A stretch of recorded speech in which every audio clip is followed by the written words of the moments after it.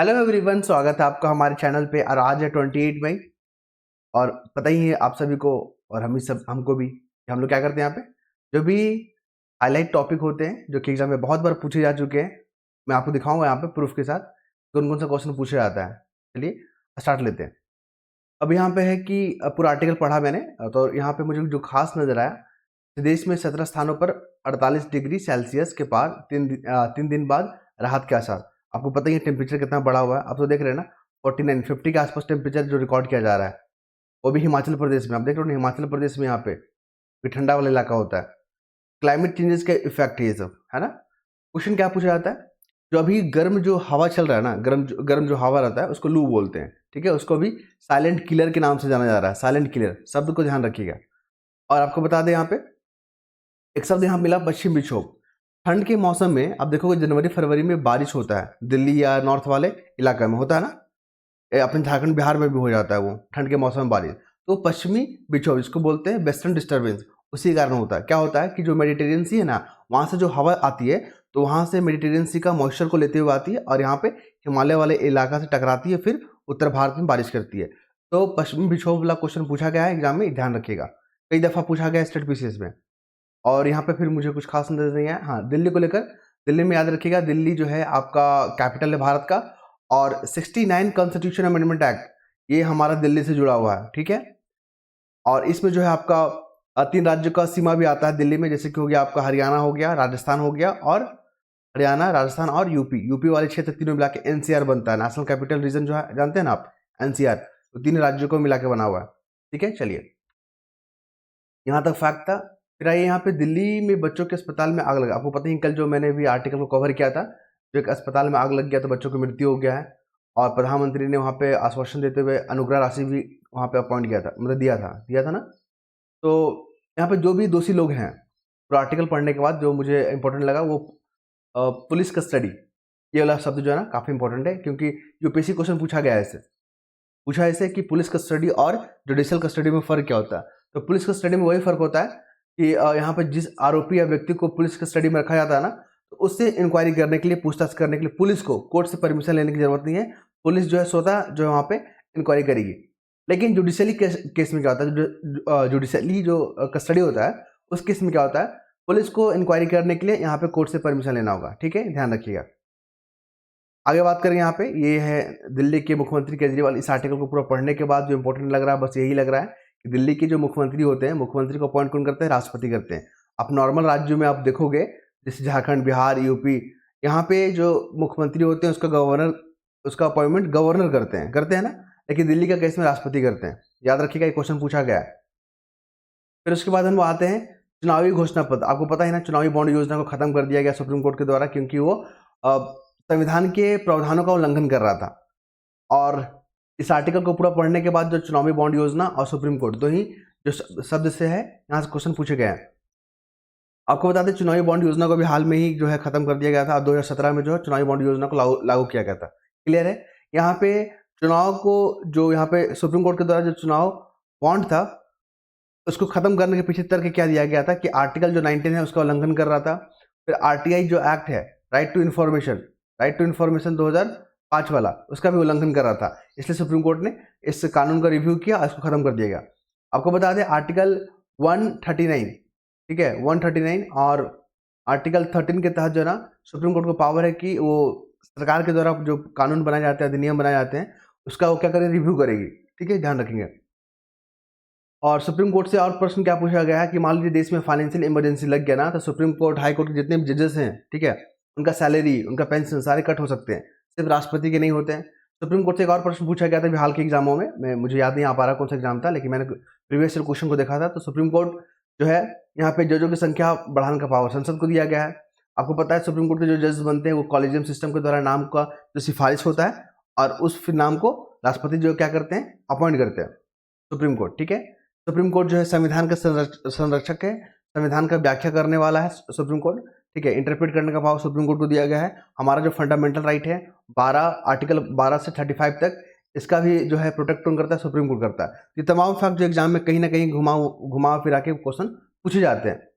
इसके बाद आइए चक्रवात को लेकर। आपको पता है ना, रीमेल का भी चक्रवात आया है जो बंगाल और बांग्लादेश वाला इलाका में काफ़ी एक्टिव है। तो आपको बता दें, पूरा आर्टिकल पढ़ने के बाद जो इंपॉर्टेंट जो है एग्जाम में क्वेश्चन पूछा गया है, सुंदरबन डेल्टा याद रखिएगा, जो गंगा नदी और ब्रह्मपुत्र नदी के जो संगम से मिलने के बाद जो डेल्टा बना है वो सुंदरबन डेल्टा है।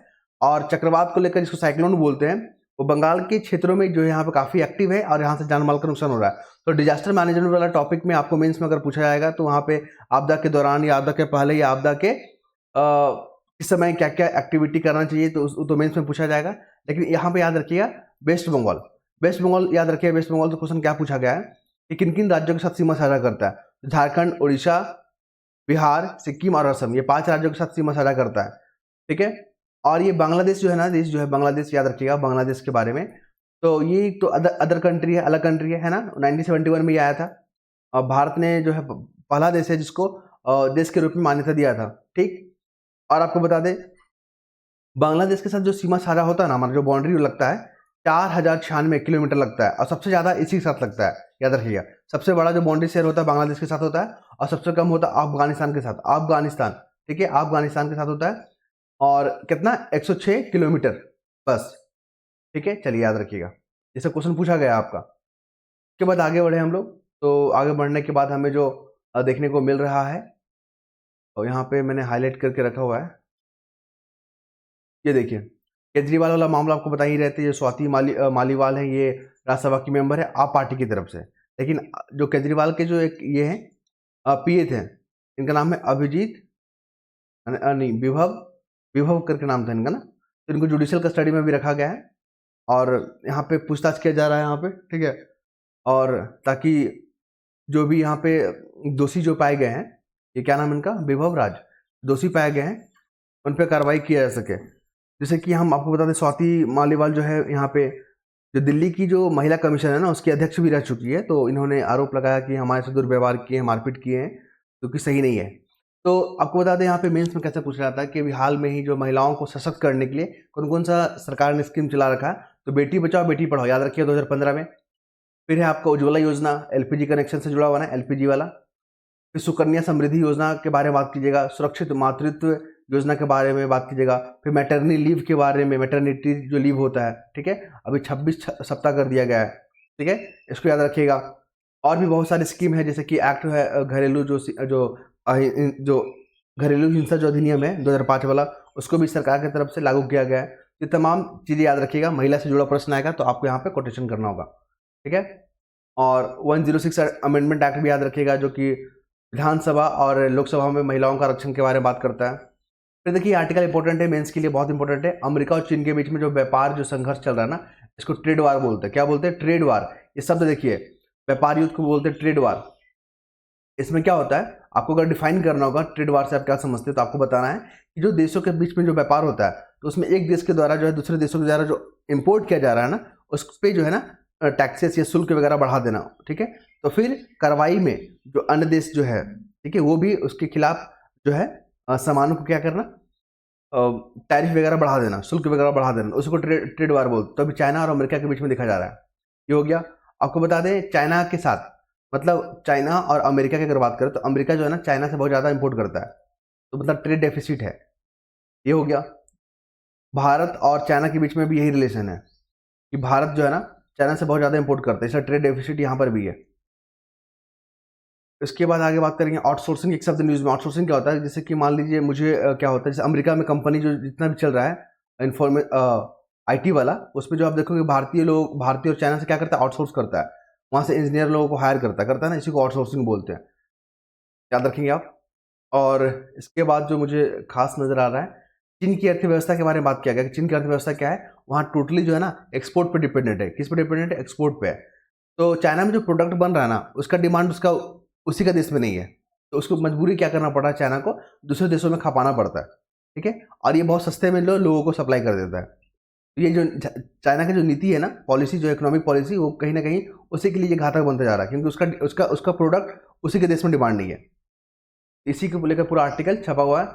तो इससे भारत को क्या फायदा हुआ, देखिए अभी जो चाइना और अमेरिका के बीच में जो विवाद चल रहा है ट्रेड वार को लेकर, तो अमेरिका भी पहले जो है भारत को इसी के तहत टारगेट करता था। क्यों? क्योंकि चाइना और, माफ कीजिएगा, भारत और अमेरिका जो है, भारत और अमेरिका की अगर बात करें तो भारत का जो है ट्रेड सरप्लस है अमेरिका के साथ, मतलब भारत जो है ना अमेरिका को ज़्यादा एक्सपोर्ट करता है, याद रखेंगे। तो पहले भी अमेरिका जो भारत को टारगेट करता था, लेकिन अभी जो चाइना को लिया हुआ है। इसके बाद हम लोग बात करेंगे इस आर्टिकल पे। देखिए, परमाणु युद्धाभ्यास के जरिए रूस की पश्चिमी मित्र, ये पूरा आर्टिकल पढ़ने के बाद जो इंपॉर्टेंट लगा मुझे ये लगा, क्योंकि देखिए अभी नाटो जो न्यूज़ में आ गया है, नाटो 1949 में बना था, ये रसिया के खिलाफ बनाया गया था, ठीक है। और नाटो और रसिया के बीच में आपको पता ही बहुत विवाद है। वेस्टर्न कंट्री और नाटो मिलकर जो है ना रशिया पर दबाव बनाना चाहता है, उसको वहाँ पे कंट्रोल करना चाहता है, लेकिन रसिया मान नहीं रहा है। आपको बता दें यहाँ पे परमाणु युद्ध अभ्यास कर रहा है अभी कौन, रशिया शुरू कर दिया है। उसने बोला है कि अभी नाटो या वेस्टर्न कंट्री अगर हम पे हमला किया तो फिर मैं परमाणु हथियार, तो आप देख ही रहे हैं, तो छोड़ने में मैं टाइम नहीं लगाऊंगा, ठीक है। यहाँ पे रसिया यूक्रेन के कारण जो है नाटो और वेस्टर्न कंट्री जो है यूक्रेन का सपोर्ट कर रहे हैं, और यहाँ पे रशिया अकेले पड़ा हुआ, लेकिन फिर भी रसिया जो है सक्षम है इन चीज़ों से निपटने में। उसके बाद बात करेंगे इस आर्टिकल में मलेरिया को लेकर। देखिए, जिबूती जो है ना अफ्रीकन कंट्री है, आपको बता दें ये अफ्रीकन कंट्री है यहाँ पे, और हॉर्न ऑफ अफ्रीका, ये हॉर्न ऑफ अफ्रीका का पार्ट है जिबूती। यहाँ पे सोमालिया भी आता है और जिबूती भी आता है, तो ये जिबूती क्या है, हॉर्न ऑफ अफ्रीका का पार्ट है, और ये क्वेश्चन पूछा गया है, याद रखेंगे। और यहाँ पे मलेरिया जो है प्रोटोजोआ के कारण होता है ना, और ये जो मादा जो मच्छर होती है उसके काटने से फैलता है। तो उसी को कंट्रोल करने के लिए यहाँ पे एक लैब में जो है ना जीएमओ बनाया गया, जेनेटिक मॉडिफाई जो मॉस्किटो होता है ना वो बनाया गया, और यहाँ पे इस मच्छर को उस इन्वायरमेंट पे छोड़ दिया जा रहा है ताकि जो मादा जो मलेरिया का जो वाहक है उसको ख़त्म कर सके, ठीक है। ये आर्टिकल में मुझे यही इंपॉर्टेंट लगा, ध्यान रखेंगे आप। और यहाँ पे चुनाव बॉन्ड को लेकर यहाँ पे बात किया गया है, और ये पूरा आर्टिकल पढ़ने के बाद ये हमारे जो है गृह मंत्री हैं, और चुनाव बॉन्ड जो खत्म हो गया है तो वहाँ पे बोल रहे हैं कि काले धन पे कंट्रोल करने के लिए हमें वैकल्पिक व्यवस्था पे विचार करना चाहिए, और तमाम जो स्टेक होल्डर जो पार्टियां हैं उनके साथ विचार विमर्श करके हमें आगे बढ़ना चाहिए, ठीक है। यहाँ पे अटॉर्नी जनरल और सॉलिसिटर जनरल जो शब्द आया हुआ है, ठीक है, और ये यहाँ पे भारतीय स्टेट बैंक आया हुआ है। तो अटॉर्नी जनरल और सॉलिसिटर जनरल के बारे में क्वेश्चन पूछा गया है। अटॉर्नी जनरल जो है आर्टिकल 76 हमारे संविधान में अटॉर्नी जनरल के बारे में बात करता है, लेकिन सॉलिसिटर जनरल के बारे में बात नहीं करता। ये क्वेश्चन यूपीएससी में स्टेटमेंट बना के पूछा था कि बताइए यहाँ पे किसका जो है संविधान में जिक्र है और नहीं है, ठीक है, ध्यान रखेंगे, एग्जाम में पूछा जा चुका है। आगे जब बात करेंगे हम लोग मूव करते हैं, हमें जो इंपॉर्टेंट देखने को मिल रहा है ये देखिए, पूर्व मुख्यमंत्री और 3 दल बदलू उम्मीदवारों के बीच मुकाबला। पूरा आर्टिकल पढ़ने के बाद जो हमें ना दल बदल कानून याद आ गया। दल बदल कानून से क्वेश्चन पूछा गया, आप देखिएगा 2 साल पहले वाला क्वेश्चन में यूपीएससी में दल बदल कानून से डायरेक्ट पूछा है। 10th शेड्यूल जो है ना हमारा वो एंटी डिफेक्शन लॉ के बारे में डील करता है, ठीक है। 52 सेकेंड में जो है सेकेंड अमेंडमेंट एक्ट जो है ना ये भी दल बदल कानून से डील करता है, ये हो गया। और आपको बता दें एक अपवाद याद रखिएगा, एक्सेप्शन, कि मान लीजिए कोई भी पार्टी का 2/3 मेंबर अगर किसी पार्टी में मिल जाता तो उसको दल बदल कानून नहीं मानेंगे, ये हो गया। दूसरा याद रखिएगा, जो प्रोटेम स्पीकर होते हैं, जो लोकसभा के स्पीकर होते हैं, उनको भी दल बदल कानून से छूट मिलता है, क्योंकि जब वो स्पीकर बनते हैं ना तो वो अपनी पार्टी से क्या करते हैं, इस्तीफा दे देते हैं, और उनको निष्पक्ष काम करना होता है, तो इनको भी जो है इम्यूनिटी प्रदान किया गया है दल बदल कानून से। ये सब क्वेश्चन बहुत जो है ना आने की संभावना मुझे पूरी लग रहा है। उसके बाद आगे बढ़े हम लोग, तो अगला जो मुद्दा इंपॉर्टेंट है मैंने टिक करके रखा हुआ है, और आप लोग से एक रिक्वेस्ट है कि आपको अगर हमारा जो है पसंद आता है, ठीक है, तरीका, तो आप हमें ज़रूर फीडबैक देंगे अपना। बहुत लोग जो कमेंट करते हैं मुझे बहुत अच्छा भी लगता है उनका पढ़ के। देखिए, पूरा आर्टिकल पढ़ने के बाद ये सूचकांक को लेकर है, इंडेक्स को लेकर यहाँ बात किया गया है। डॉलर अभी कितना है, मतलब भारत जो है 83.14 रुपीज़ के बराबर है। मतलब हमको $1 खरीदना है ना तो हमको 83 रुपये में खरीदना होगा, क्लियर है। पिछला बार बीपीएससी और यूपीपीसीएस में ऐसे ही हमें पूछ लिया था कि डॉलर पाउंड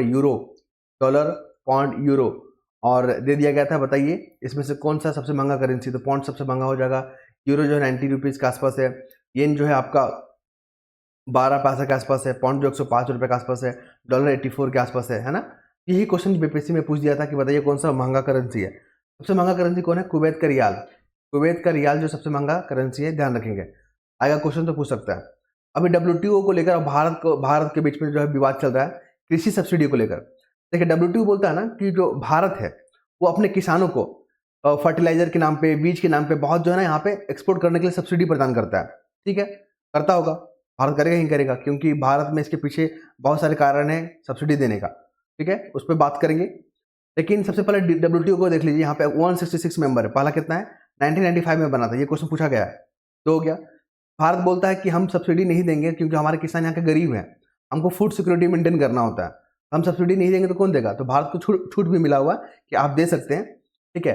तो आपको बता दें यहाँ पे green box, amber box, red box, ये तीनों जो है बॉक्स किससे जुड़ा हुआ है? WTO से जुड़ा हुआ है। और ये क्वेश्चन जो है ना आपका जेपीसी के एग्जाम में हुआ था अभी हाल फिलहाल में 2 महीना पहले, उसमें ये क्वेश्चन पूछ लिया था, तो बहुत लोग कंफ्यूज कर गए थे। तो ग्रीन बॉक्स, एम्बर बॉक्स और रेड बॉक्स, ये जो है ना ट्रैफिक वाला लाइट है और उसी से जो जुड़ा हुआ है।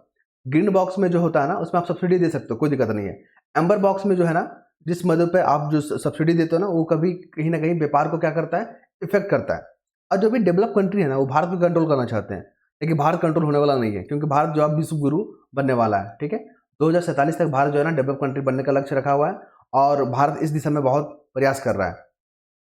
चलिए, उसके बाद हम लोग बात करेंगे अगले फैक्ट पे। तो यहाँ पे रूस बेलारूस को लेकर यहाँ पे चल रहा है, रूस और बेलारूस साथ में है, ठीक है, एक दूसरे को समर्थन कर रहे हैं। पोलैंड को लेकर विवाद है, पोलैंड बोल रहा है कि बेलारूस के साथ जो हमारा सीमा साझा हो रहा है ना उसको हम उसको अच्छे से क्या करेंगे? फेंसिंग करेंगे, वहाँ पे अपने बाउंड्री को कंट्रोल करेंगे। क्लियर है? चलिए, नाटो को लेकर न्यूज़ में है, नाटो जो है पोलैंड उसका मेंबर है, NATO North Atlantic Treaty Organization, Poland इसका मेंबर है और मुझे लगता है कि 31 में इसमें मेंबर है नाटो में। और नाटो का एक जो है ना एक यहाँ पे डेफिनेशन है कि अगर मान लीजिए जो भी मेंबर है इसका 31 मेंबर है, किसी एक देश पे हमला होता है ना तो ये पूरा नाटो पे हमला माना जाएगा। ये सामूहिक सिद्धांत पे काम करता है। ये भी क्वेश्चन पूछा जाएगा, ध्यान रखिएगा। जो जो इम्पोर्टेंट है मैं यहाँ पे बता दूँ, एक टाइगर प्रोजेक्ट करके भी आया था न्यूज़ में, मैंने यहाँ पे हाईलाइट किया लेकिन दिख नहीं रहा मुझे कहाँ मैंने कर दिया, और समय का बहुत पावन देखिए यहाँ पे प्रधानमंत्री गए थे 2023 में ना कर्नाटक, ठीक है, क्योंकि वहाँ पे प्रोजेक्ट टाइगर का जो है ना वहाँ पे क्या हुआ 50 साल हो गया, 50 ईयर हुआ था पिछले साल 2023 में। इस साल क्वेश्चन आने की पूरी संभावना है, मेंस में पूछेगा या प्रीलिम में पूछेगा, लेकिन पूछेगा जरूर। 1973 में इसको प्रोजेक्ट टाइगर को लॉन्च किया गया था और टाइगर की जो संख्या है उसको पुनः पुनः जीवित करने के लिए, पुनरुद्धार करने के लिए, ताकि टाइगर की जो संख्या है बढ़ा रहे। अभी आपको बता दें 2162 के आसपास है ना हमारा, 3000 के पार कर चुका है टाइगर हमारा। मैंने बहुत दिन से आंकड़ा देखा नहीं है, मुझे याद नहीं आ पा रहा, लेकिन मुझे लगता है 3000 प्लस है हमारा टाइगर, है ना। तो ये जो है ये सब वृद्धि कैसे हो गया? तो यहाँ पे हमारा जो है प्रोजेक्ट टाइगर इसके पीछे रिस्पॉन्सिबल है और लगभग जो है आपका 54, आई थिंक 54 नेशनल पार्क है, ठीक है? टाइगर रिजर्व जो कितना है 54 के आसपास है। तो ये सब आंकड़े ध्यान रखिएगा, ये सब क्वेश्चन जो है ना स्टेटमेंट बना के पूछेगा आप, ठीक है। इसको हम लोग करंट अफेयर में कवर करेंगे जब मैगजीन को कवर करवाएंगे तब। लेकिन याद रखिए प्रोजेक्ट टाइगर जो 1973 में लॉन्च किया गया था उसको 50 साल जो है हुआ और इस कारण से न्यूज़ में आ गया था क्योंकि प्रधानमंत्री यहाँ पर गए थे विजिट करने, तो कर्नाटक के जो मंत्री वगैरह थे वो लोग उसमें पार्टिसिपेट नहीं किए थे, ठीक है, क्योंकि वहाँ पे आचार संहिता लगा हुआ था। तो इस कारण से बोल रहे हैं कि हम भुगतान नहीं करेंगे, क्योंकि प्रधानमंत्री जो वहाँ पे आए थे तो 80 लाख का खर्चा हुआ था, उसका बिल जो कर्नाटक सरकार देगी, ठीक है, उसी को लेकर विवाद है और न्यूज़ में आ गया है और देना ही पड़ेगा कर्नाटक सरकार को। और इसके बाद मुझे कुछ खास नज़र नहीं आ रहा है। ओके, तो ये रहा इम्पोर्टेंट फैक्ट जो कि एग्जाम में कई दफ़ा पूछे गए हैं। अगर आपको पसंद आता है हमारा तरीका तो आप अपना जो है फीडबैक ज़रूर देंगे, बहुत लोग देते भी हैं, और अगर आपको पसंद आता है तो शेयर वगैरह भी कर सकते हैं। ठीक है, धन्यवाद।